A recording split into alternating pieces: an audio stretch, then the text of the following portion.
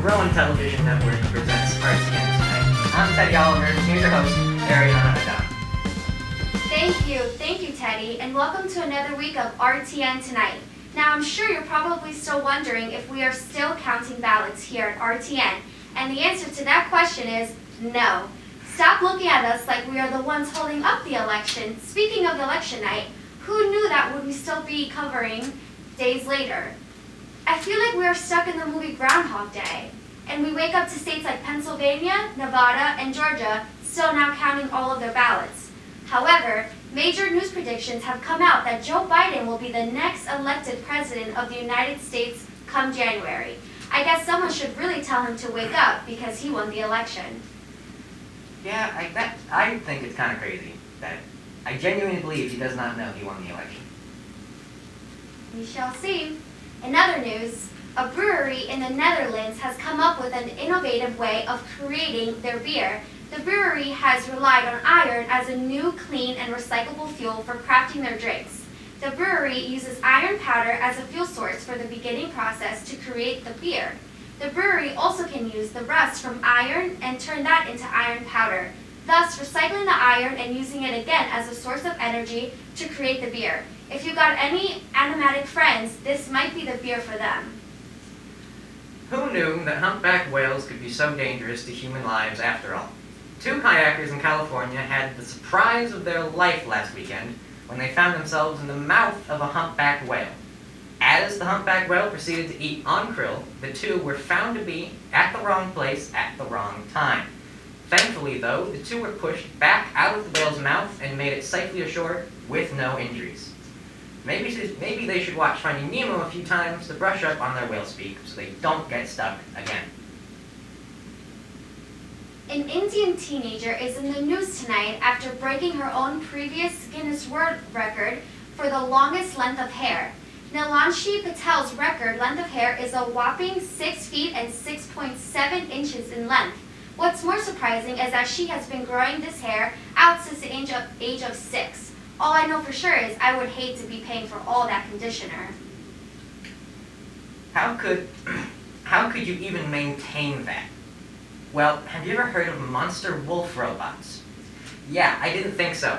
But a town in Japan is doing just that. The robots are designed to scare off wild animals, especially bears, from roaming around in the town of Nai in Japan. The bears can roar and flash their eyes red to scare off the bears. Well, I think I know what I'm dressing up as for next Halloween. In local state news, this past election allowed New Jersey residents to vote on whether or not to legalize weed in the state. The vote passed with flying colors, no pun intended there, and will now go on to be fully passed within the state government before locals can get their hands on the leafy greens, or grow it out in the state. I guess New Jersey isn't known as the Garden State for nothing. We have a great show for you tonight with Tim Catrino and Ian Pierce from the Rowan Improv Club coming right up after the break.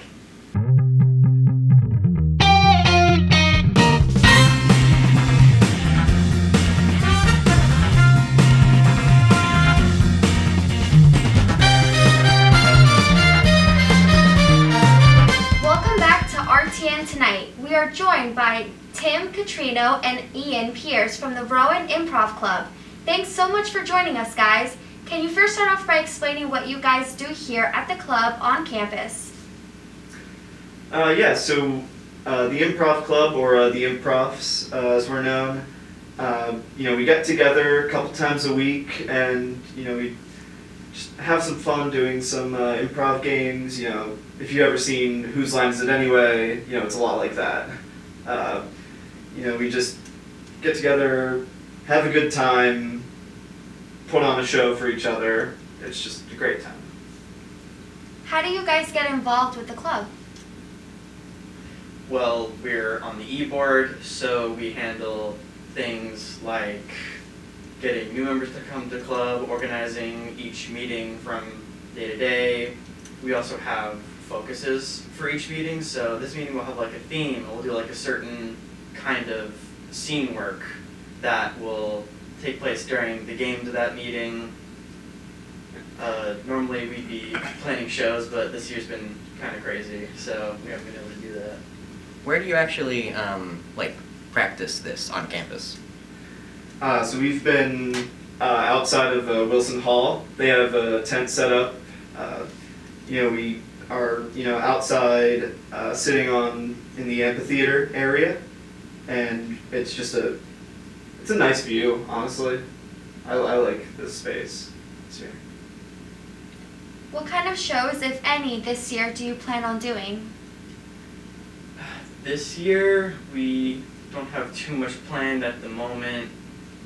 Maybe next semester we could look into doing something online. However, for the moment, we may hold off on shows. We're Right. gonna talk about it more. Yeah, we're gonna be focusing more on just having fun, just kind of practicing, building up our own skills, and then hopefully next year we can kind of hit the ground running with like Ian said, like a virtual show through Zoom or YouTube Live, something like that, or maybe like an outside show. Yeah. Nice. Well, stick around for after the break. We have a fun improv game with Tim and Ian, so don't go away.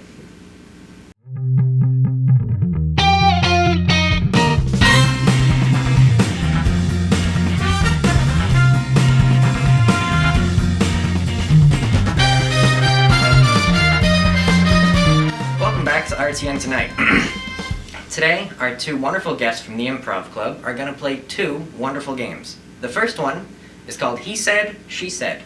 It is a game in which one person will give a line of dialogue, and then the other person will describe how they gave that line of dialogue, and they will adjust accordingly. And if there's time, the second game is called Half-Life. They will do a scene in 1 minute, and then do the scene in half that time, and then half that time, and then half that time, until it gets impossible to do.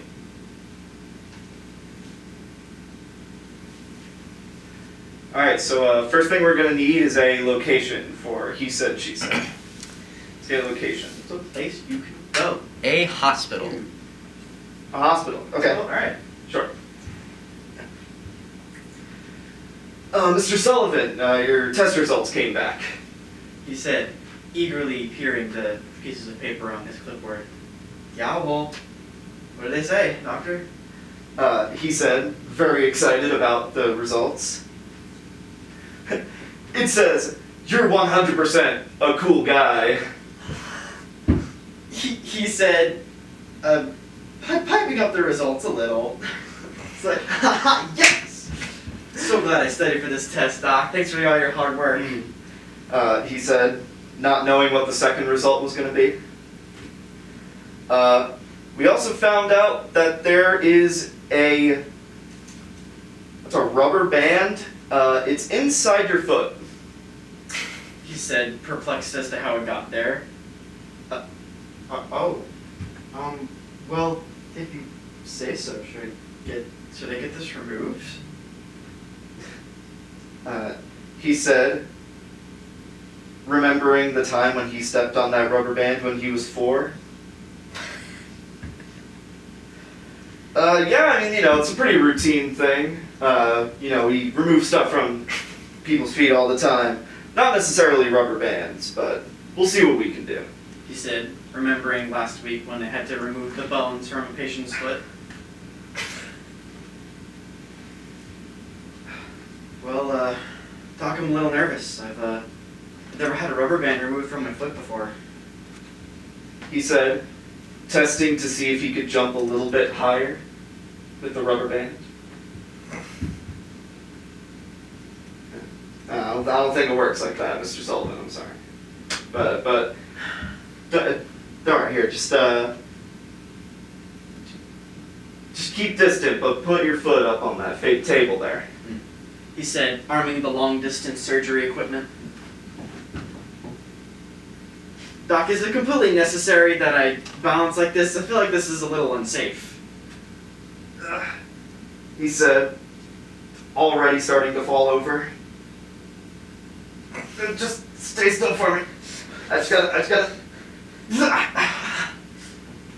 He said, jabbing a harpoon into this patient's foot.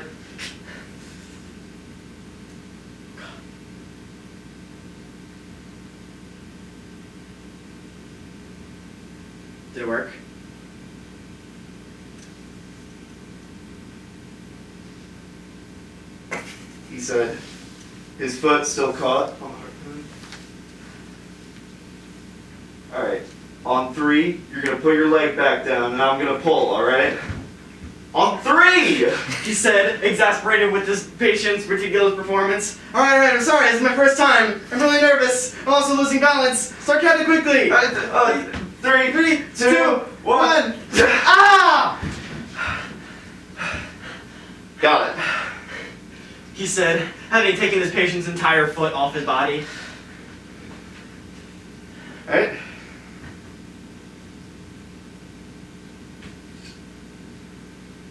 Well, you got the rubber band out. Yep.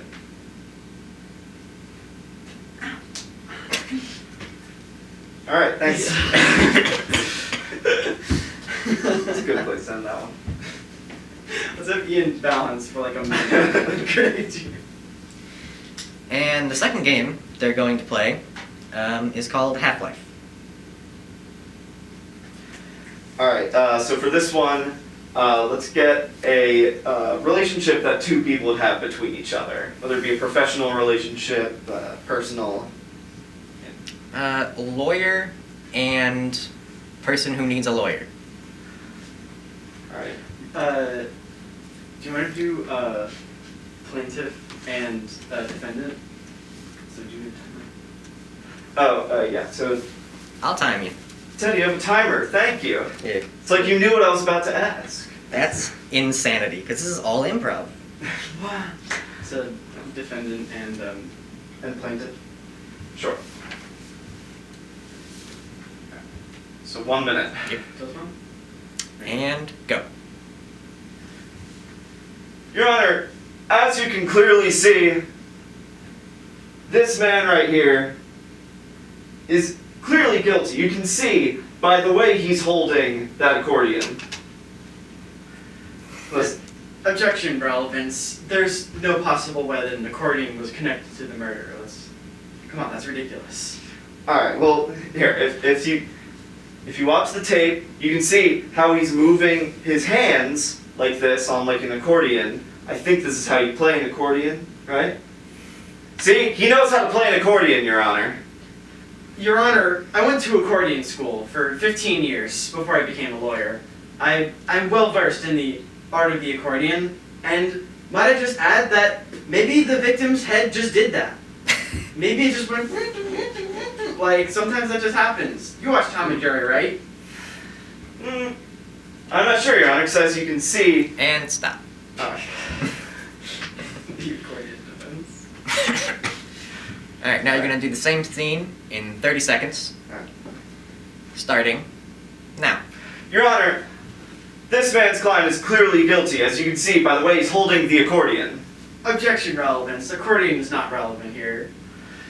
Well, as you can see by the hand movements on that tape, see it has a... I think this is how you play, right? See, he knows how it works, and therefore he must be guilty. Your Honor, it is obvious that I went to accordion school. I know I'm well versed in the accordion, and sometimes people's heads just do that when they're around accordions. See, but if you look... And stop. Alright. Now, 15? 15 seconds. Starting now. Your Honor, he's clearly guilty. He's playing an accordion. So, this is not relevant. Look, as you can see by the hand movements, see, he must... Right, this is how you play, right? Your Honor, I went to school for this. Sometimes people's heads just do that when they did the thing. Cartoons are always... And stop. 7 7 seconds. Starting now. Look at his accordion, he's guilty. I went to school for this. This is just how it goes sometimes. He knows how to play... I can't describe this anymore. And stop. 3 seconds. 3 seconds. Starting now. Look at his accordion. This is what I went to school for, and now I'm a lawyer. Do you think his head just did that? Yes? Yeah, stop. 1 second. Do you think we can do it? I turned off my phone because I didn't think you could do it.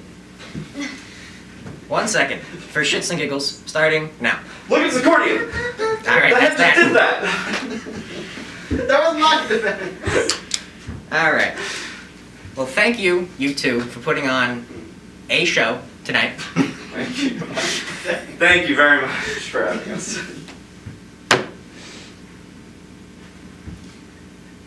Well, thank you guys once again for joining us tonight. Right after the break, we'll have Renee with this week's Last Week This Week, so stay tuned.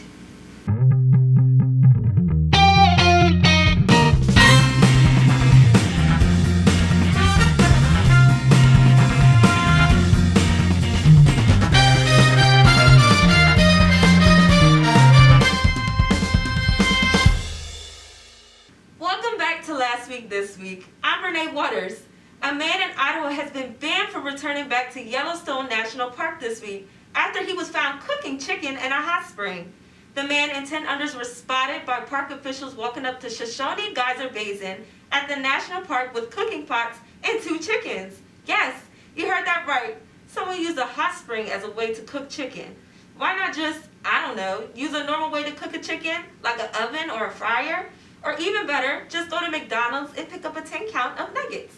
If anything, this man is doing more work climbing up in Yellowstone National Park just to cook a chicken. I think Gordon Ramsay will be very disappointed. Anyway, this guy's cooking. A man in Plano, Texas is recovering tonight after his dog accidentally shot him in the leg earlier this week. The man had been picking up the dog when his paw got stuck around the trigger, causing the gun to fire. The man was not seriously injured and avoiding hitting any major veins or arteries in his leg. This just goes to show you maybe you shouldn't teach an old dog new tricks. It seems hearts are made a little bit stronger in California area after a medical transport of a heart was in a serious accident at Los Angeles Hospital. Officials were able to carefully remove the heart from the wreck and found it to be perfectly healthy. The worst part though came when doctors carrying the heart tripped and the heart dropped once more. All pilots and officials that were on the scene were not injured in any way. The heart was used for a transplant later. Let me tell you though, whoever's getting that heart is going to live 100 more years. That thing is literally made of iron. In Kentucky, I guess a man's best friend can really be anything he wants, including being the town mayor. Is there a typo in the script or something? This seriously can't be right. A French bulldog was elected just last week in the town of Rabbit Rash with 13,143 votes out of 22,985. The effort in having these animals be mayor of the town came in the early 90s with a man by the name of Don Clare, starting the initiative of never having someone actually be mayor of town. In order to be eligible to be mayor in the town of Rabbit Rash, your dog must chase a rabbit from your home to the center in 1 hour. All I know for sure is that for humans, it must be really rough to live in that town. So that will do for Last Week This Week. I'm Renee Waters, and maybe we'll see you next week. Maybe we won't.